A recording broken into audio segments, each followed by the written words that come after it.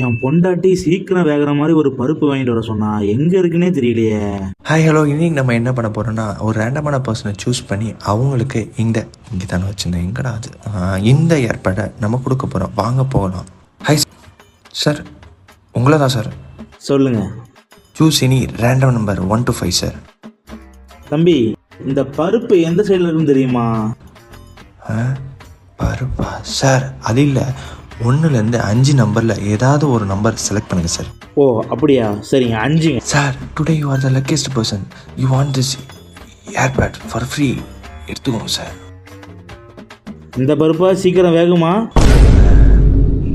Sir அது இல்லை, இந்த ஏர்பேட் உங்களுக்கு ஃப்ரீயாக தரோம், எடுத்துக்கோங்க.